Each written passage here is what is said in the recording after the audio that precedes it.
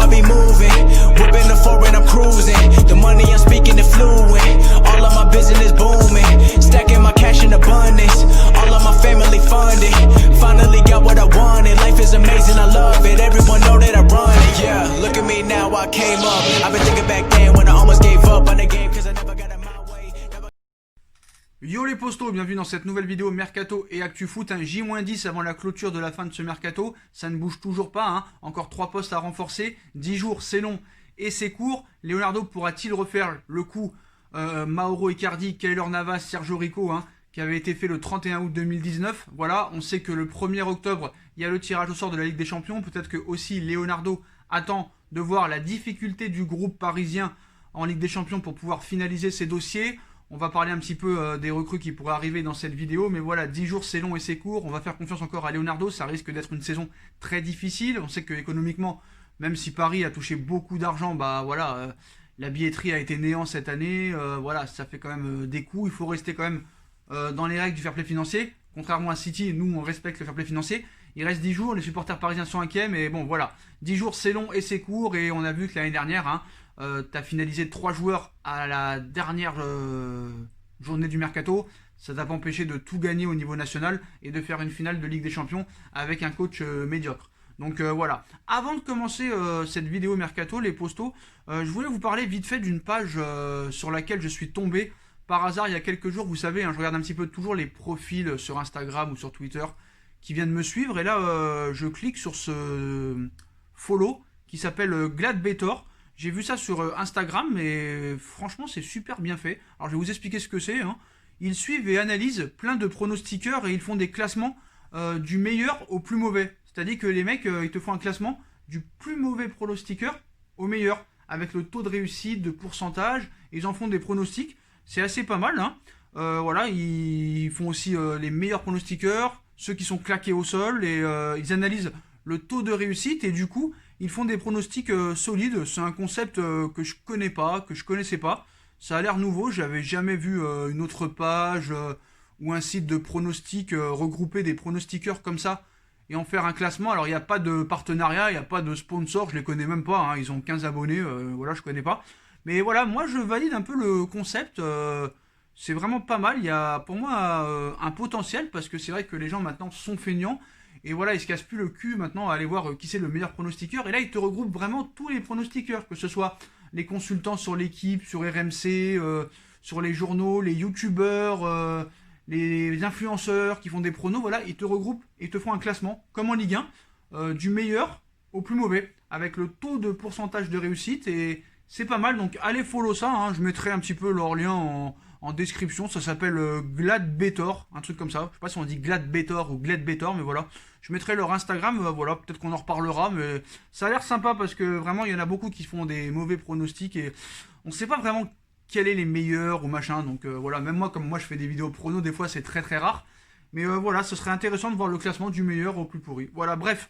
On enchaîne avec les informations actu et mercato. Avant le mercato, hein, on va commencer encore avec le coup de gueule de Thomas Tuchel, hein, qui pleure après les sanctions du PSG-OM, hein, présent en conférence de presse avant le déplacement à Reims demain. L'entraîneur des champions de France n'a pas apprécié la décision de la commission de discipline pour Angel Di Maria. Le coach allemand estime que son équipe a servi de bouc émissaire après le bouillant PSG-OM.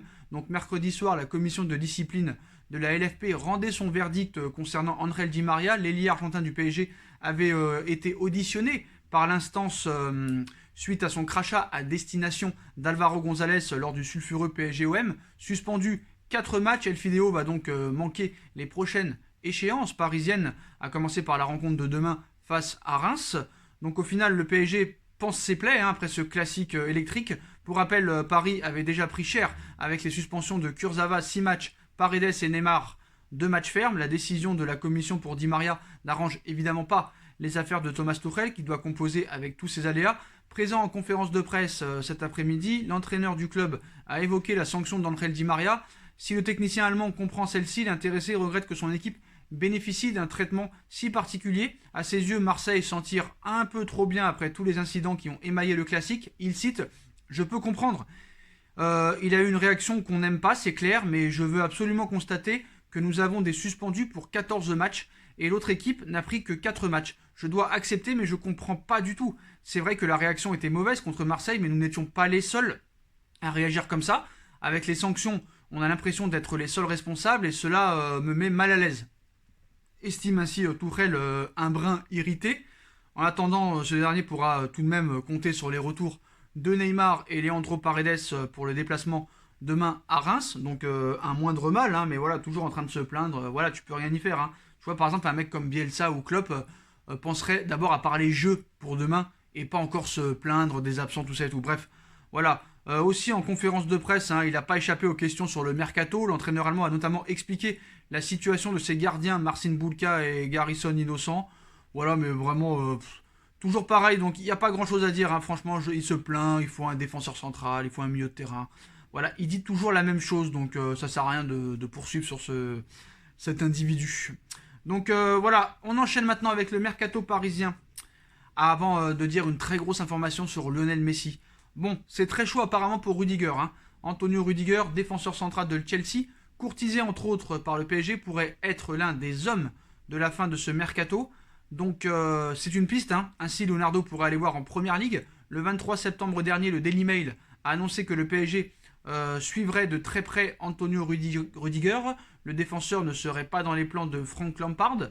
Donc d'après les informations de Gaulle, le PSG considérerait Antonio Rudiger comme une solution low cost face au gros dossier Milan Skriniar et Kalidou Koulibaly. Le PSG n'est toutefois pas seul sur le coup puisque le FC Barcelone songerait à Rudiger en cas d'échec avec Eric Garcia, tandis que l'AS Roma aimerait le voir revenir. Donc Gaulle assure que l'option du prêt commencerait à convaincre les dirigeants de Chelsea, mais également en garde le PSG si Rudiger ne semble absolument pas intéresser le Bayern et le Borussia Dortmund.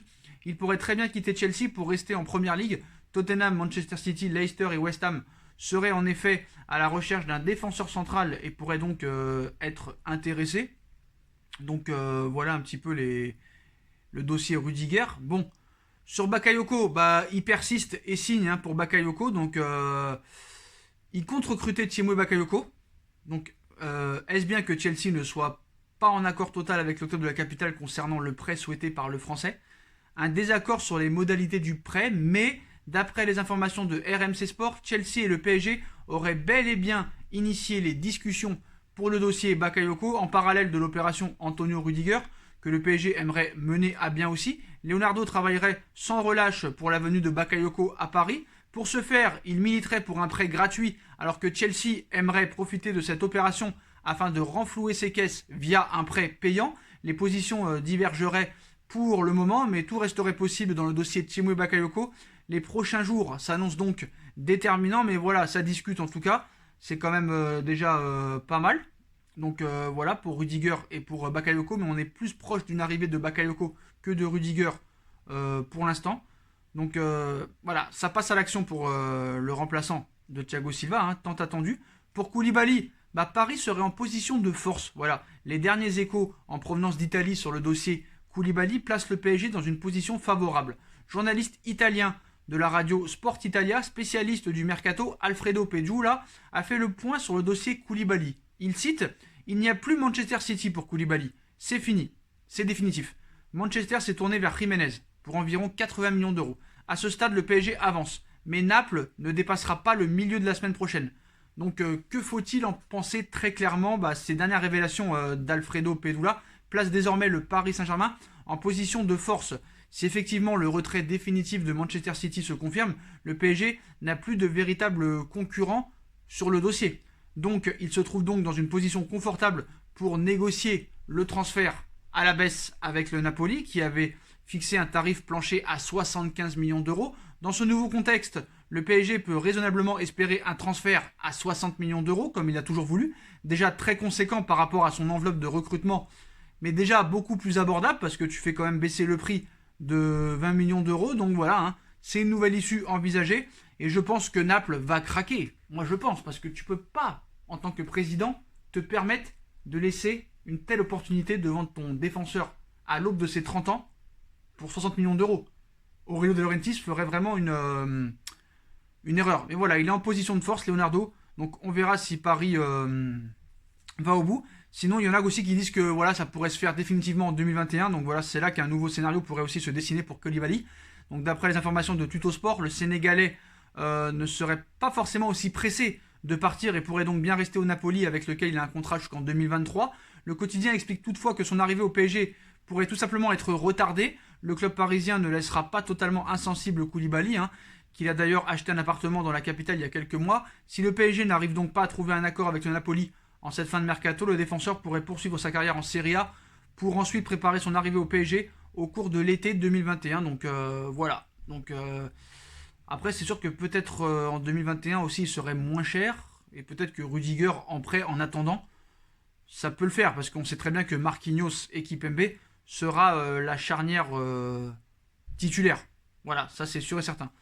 Aussi, la prolongation d'Angel Di Maria avance à grands pas aussi. Donc, moi je suis pour. Voilà, moi je vous dis la vérité, je suis pour. C'est un joueur qui est fiable. C'est vrai qu'on en attend plus dans les grands rendez-vous en Ligue des Champions. Mais voilà, il y en a un au PSG dont la fin de contrat en juin prochain passe un peu sous silence. Pourtant, Angel Di Maria est un membre essentiel du PSG depuis qu'il y a posé ses valises à l'été 2015. D'aucuns diront qu'il est même le joueur le plus régulier de la capitale depuis l'ère Neymar-Mbappé en 2017. Forcément, une prolongation devrait être considérée comme prioritaire au même titre ou presque que les Mbappé et Bernat. Voilà. Donc, et d'après le Parisien, des négociations ont été entamées. Le Parisien nous apprend hier que des discussions avaient démarré pour un nouveau bail de 2 ou 3 saisons, alors même que l'Argentin a déjà 32 ans. La question de l'âge ne semble pas être un problème pour lui, confirme ESPN au cours d'une interview pour parler de sa nouvelle non-convocation en équipe nationale. Di Maria dit « Il n'y a pas d'âge pour l'équipe nationale ou les clubs. J'ai 32 ans et le PSG veut me prolonger pour plusieurs années. Cela ne dépend que des performances de chacun. » Lâche le gaucher confirmant au passage les discussions avec le club de la capitale. Mais il a souvent dit au cours de son passage à Paris, il désire terminer sa carrière en Argentine, dans son club formateur de Rosario Central. Seulement, même si ce désir est toujours présent, la situation dans son pays natal le pousse à réfléchir et peut-être à repousser ce projet. Il cite « J'aimerais jouer pour Rosario Central, mais il se passe des choses. En Argentine, il y a beaucoup d'insécurité. Cela complique énormément les choses. Je regarde toujours les chaînes de télévision argentines. Je vois ce qui se passe et je pense à mes filles, c'est difficile. Et c'est pour ça que j'y vais pas. J'en ai discuté avec ma femme. Mon contrat se termine et le PSG veut le prolonger, poursuit El Fideo durant cet entretien réalisé par Skype. La vérité, c'est que je ne sais pas. Elle veut voir comment les choses se passent. Je ne veux pas passer au-dessus de la volonté de ma famille. C'est la chose la plus importante que j'ai. Di Maria pourrait donc bien continuer à s'épanouir en France. Lui qui avait détesté sa vie en Angleterre. Et poursuivre encore un peu plus avec le PSG. Un club qui veut toujours de lui. Parce que le mec, voilà, 32 ans, mais bon, il court comme un coureur de fond. Un marathonien, donc voilà, il faut le préciser. Bon, je voulais réagir sur une information assez incroyable, comme vous le savez. Le départ de Luis Suarez a été très mal dirigé par Lionel Messi, ainsi que d'autres cadres et anciens cadres du Barça. Avant de commencer cette information sur Messi, l'entourage de Camavinga a reçu un message du Real Madrid ces derniers jours, leur demandant de rester calme concernant le transfert. Camavinga est toujours prêt à attendre le Real Madrid, et c'est ce qu'il leur a dit, apaisant les craintes du club de la concurrence, parce que voilà, on sait que le PSG aussi est intéressé. Pour Alaba, le Bayern a proposé un salaire de 320 000 € par semaine, bonus compris à David Alaba. Le clan du joueur en réclame 440 000 € par semaine sur 5 ans.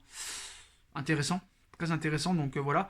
La Juve est la seule équipe prête à prendre Chiesa. La Fiorentina demande 60 millions d'euros. Aston Villa a transmis une offre de 17,5 millions d'euros à Nice pour Willan Cyprien. Donc voilà les postaux. Alors la formation. Bon, Fred Hermel hier, vous savez, un journaliste pro-madrilène, même trop. D'après lui, il cite « Messi déteste le Barça aujourd'hui. Il déteste l'Espagne. Il ne supporte plus d'être en Espagne. » Fred Hermel révèle que la situation ne s'est pas arrangée d'un pouce entre Messi et sa direction ces dernières semaines. Alors, dit-il vrai ou dit-il faux? Est-ce que ça se dit en français? Je ne sais pas. Mais voilà, on sait que Fred Hermel est un pro-madrilène. Faire du mal au Barça, c'est son gagne-pain. Voilà. Bon, quand il dit qu'il déteste le Barça aujourd'hui, je pense plus qu'il déteste Bartomeu. Voilà. On sait qu'en mars prochain, Bartomeu ne sera plus le président du PSG, donc ça peut changer. Il déteste l'Espagne. Oui, enfin, il y a une différence entre il déteste l'Espagne, il ne supporte plus d'être en Espagne. C'est pas pareil. Mais bon, quitter l'Espagne pour aller à Manchester, demandez à André Di Maria si c'est une bonne idée. Voilà. Qui déteste le Barça, je n'y crois pas. Qui déteste l'Espagne, je n'y crois pas. Qui n'a plus envie d'être en Espagne, c'est possible, mais voilà. Je pense qu'il a voulu faire un petit peu de buzz parce que pas grand monde parle de lui. Donc voilà, donc peut-être que on verra l'année prochaine. Hein, mais pour l'instant, Messi est bien sur le départ. Mais bon, Bartomeu va partir et cela peut changer beaucoup de choses pour sa prolongation. L'AS Roma est en négociation avancée avec le Real Madrid au sujet d'un transfert de Borja Mayoral qui pourrait se conclure pour un peu plus de 10 millions d'euros. L'attaquant serait déjà tombé d'accord au sujet d'un contrat de 5 ans accompagné d'un salaire annuel de 1,5 million d'euros. Pour Oussem Aouar, hein, l'offre d'Arsenal pour Oussem Aouar est de 35 millions d'euros. Les deux clubs négocient de manière concrète pour son transfert, mais apparemment Aulas voudrait minimum 45 millions d'euros. Donc voilà les postos, voilà pour les dernières informations Mercato et Actu Foot. Hein. Dites-moi en commentaire ce que vous en pensez les postos. Je compte sur vous pour bombarder la barre de like. On like, on partage, on commente, on s'abonne, on active la petite cloche pour être tenu au courant des vidéos qui vont sortir. On me rejoint sur mes différents réseaux sociaux ainsi que sur Paypal. La cagnotte Paypal est toujours disponible, même s'il n'y a pas eu un centime de donné depuis une semaine. Mais bon, c'est pas grave les postos. Hein. Si vous voulez participer à cette cagnotte, vous le faites. Le lien est en description. Vous voulez pas, vous le faites pas. Voilà. Puis je vous mettrai aussi en lien avec ma deuxième chaîne YouTube No Feeling. N'hésitez pas aussi à aller vous abonner en masse. Cette petite page Instagram et Twitter là, de Gladbecor, hein, Gladbetor, excusez-moi, Gladbetor. De toute façon, je vous mettrai le lien en description de leur Instagram, tout ça et tout. C'est assez pas mal et c'est assez bien de voir un petit peu tous ces pronostics, tous ces classements de meilleurs pronostiqueurs regroupés avec le taux de réussite. Ça a l'air pas mal. On ira voir ça. Peut-être que ça peut nous aider pour les paris sportifs. Puis voilà les postos, je vous souhaite à tous une bonne continuation, prenez soin de vous et à très vite pour une nouvelle vidéo. Hein. Restez connectés, si jamais il y a une grosse info mercato, on sera là pour vous informer. Voilà les postos, tchuss.